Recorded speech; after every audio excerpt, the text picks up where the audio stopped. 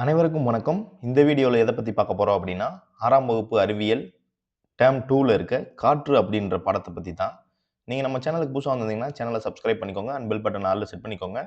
அப்பதான் நான் போடுற வீடியோ உங்களுக்கு நோட்டிஃபிகேஷனா வரும். வீடியோவ ஸ்கிப் பண்ணாம முழுசா பாருங்க. 1வது கொஸ்டின் பாருங்க. வானிலை மாறுபாடு நிகழும் வளிமண்டலம் எது? வானிலை மாறுபாடு நிகழும் வளிமண்டலம் எது? ஆன்சர் அடி வளிமண்டலம். 2வது கொஸ்டின் ஓசோன் படலம் நிறைந்துள்ள வளிமண்டலம் எது?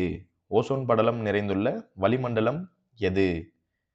ஆன்சர் அடுக்கு வளிமண்டலம். 3வது கொஸ்டின் விண்கற்கள் எரிதல் நிகழும் வளிமண்டலம் எது? விண்கற்கள் எரிதல் நிகழும் வளிமண்டலம் எது? ஆன்சர் இடை வளிமண்டலம். 4வது கொஸ்டின் புவியிலிருந்து வளிமண்டலம் எத்தனை கிலோமீட்டர் தொலைவில் பரவியுள்ளது? புவியிலிருந்து வளிமண்டலம் எத்தனை கிலோமீட்டர் தொலைவில் பரவியுள்ளது? Answer 800 kilometre. 5வது கொஸ்டின் வளிமண்டலம் எத்தனை அடுக்குகளால் ஆனது? வளிமண்டலம் எத்தனை அடுக்குகளால் ஆனது? ஆன்சர் 5 அடுக்குகள். 6வது கொஸ்டின் அடி வளிமண்டலம் பூமியிலிருந்து எத்தனை கிலோமீட்டர் தொலைவில் உள்ளது? அடி வளிமண்டலம் பூமியிலிருந்து எத்தனை கிலோமீட்டர் தொலைவில் உள்ளது? Answer 16 kilometre. 7வது கொஸ்டின் மேகங்கள் உருவாக காரணமான அடுக்கு மண்டலம் எது? மேகங்கள் உருவாக காரணமான அடுக்கு மண்டலம் எது? ஆன்சர் அடி வளிமண்டலம். 8வது கொஸ்டின் காற்று வீசும் திசையை கண்டறிய பயன்படுவது எது? காற்று வீசும் திசையை கண்டறிய பயன்படுவது எது? ஆன்சர் காற்று திசை காட்டி.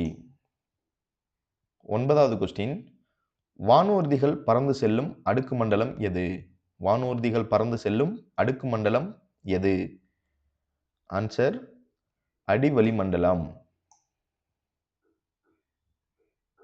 10வது கொஸ்டின் சூரியனிடமிருந்து வரும் புற ஊதா கதிரிலிருந்து நம்மை பாதுகாக்கும் மண்டலம் எது? சூரியனிடமிருந்து வரும் புற ஊதா கதிரிலிருந்து நம்மை பாதுகாக்கும் மண்டலம் எது?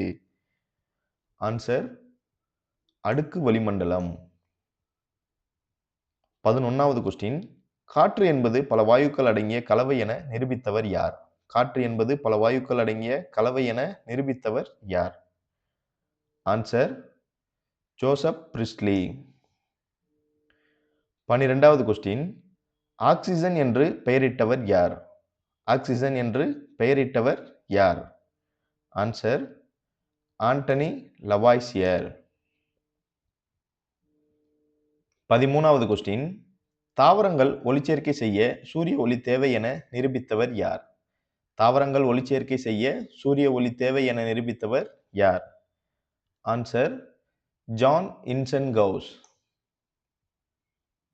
14வது கொஸ்டின் நைட்ரஜனை கண்டறிந்தவர் யார்? நைட்ரஜனை கண்டறிந்தவர் யார்? Answer Daniel Rutherford. 15வது கொஸ்டின் காற்றில் 5இல் 4 பங்கு எந்த வாயு உள்ளது? காற்றில் 5இல் 4 பங்கு எந்த வாயு உள்ளது? Answer nitrogen. 16வது கொஸ்டின் காற்றில் 5இல் 1 பங்கு இருக்கும் வாயு எது? காற்றில் 5இல் 1 பங்கு இருக்கும் வாயு எது? Answer oxygen. 17வது கொஸ்டின் காற்றில் அதிக அளவு கார்பன் டை ஆக்சைடு நிறைந்து காணப்படும் பகுதி எது? காற்றில் அதிக அளவு கார்பன் டை ஆக்சைடு நிறைந்து காணப்படும் பகுதி எது? ஆன்சர் தொழிற்சாலை நகரம். 18வது கொஸ்டின் காற்றில் மற்ற இடங்களை விட அதிக அளவு நீராவி நிறைந்து காணப்படும் பகுதி எது? காற்றில் மற்ற இடங்களை விட அதிக அளவு நீராவி நிறைந்து காணப்படும் பகுதி எது? ஆன்சர் கடலோர பகுதி. 19வது கொஸ்டின் காற்றில் அதிக அளவு ஈரப்பதம் காணப்படும் காலம் எது? காற்றில் அதிக அளவு ஈரப்பதம் காணப்படும் காலம் எது? ஆன்சர் மழைக்காலம். 20வது கொஸ்டின் வளிமண்டலத்தின் உயரடுக்குகளில் ஆக்சிஜன் அளவு எவ்வளவு இருக்கும்? வளிமண்டலத்தின் உயரடுக்குகளில் ஆக்சிஜன் அளவு எவ்வளவு இருக்கும்? ஆன்சர் குறைவாக இருக்கும். 21வது question.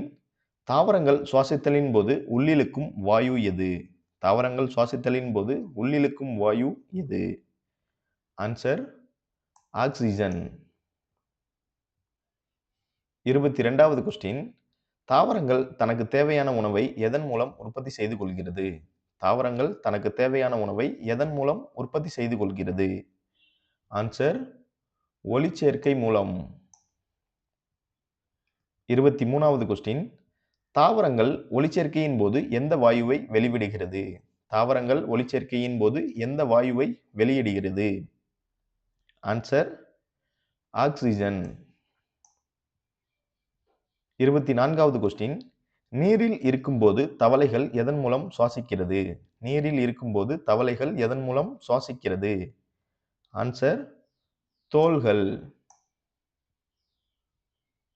25வது question. Carbon dioxide எந்த வெப்பநிலையில் குளிர்விக்கும் போது திரவ நிலையை அடையாமல் நேரடியாக திடநிலைக்கு மாறுகிறது? கார்பன் டை ஆக்சைடு எந்த வெப்பநிலையில் குளிர்விக்கும் போது திரவ நிலையை அடையாமல் நேரடியாக திடநிலைக்கு மாறுகிறது? Answer -57 degree Celsius. 26வது கொஸ்டின். கார்பன் டை ஆக்சைடை -57 டிகிரி செல்சியஸில் குளிர்விக்கும் போது கிடைப்பது எது? கார்பன் டை ஆக்சைடை -57 டிகிரி செல்சியஸில் குளிர்விக்கும் போது கிடைப்பது எது? ஆன்சர் உலர் பனிக்கட்டி. 27வது கொஸ்டின். இறைச்சி மற்றும் மீன்களை பதப்படுத்த பயன்படுவது எது? இறைச்சி மற்றும் மீன்களை பதப்படுத்த பயன்படுவது எது? ஆன்சர் உலர் பனிக்கட்டி. 28வது கொஸ்டின். காற்றில் உள்ள நைட்ரஜன் சதவீதம் எவ்வளவு? காற்றில் உள்ள நைட்ரஜன் சதவீதம் எவ்வளவு? ஆன்சர் 78%. 29வது கொஸ்டின். காற்றில் உள்ள ஆக்சிஜன் சதவீதம் எவ்வளவு? காற்றில் உள்ள ஆக்சிஜன் சதவீதம் எவ்வளவு? ஆன்சர் 21%. 30வது கொஸ்டின். காற்றில் உள்ள கார்பன் டை ஆக்சைடு எத்தனை சதவீதம்? காற்றில் உள்ள கார்பன் டை ஆக்சைடு எத்தனை சதவீதம்? ஆன்சர் 1%. இந்த வீடியோ பார்த்தோம் அப்படின்னா இதோட முடியுது. நெக்ஸ்ட் ஒரு வீடியோவில் நெக்ஸ்ட் படத்தில் இருக்க கேள்விகள் எல்லாம் பார்ப்போம். தேங்க்யூ ஃபார் வாட்சிங்.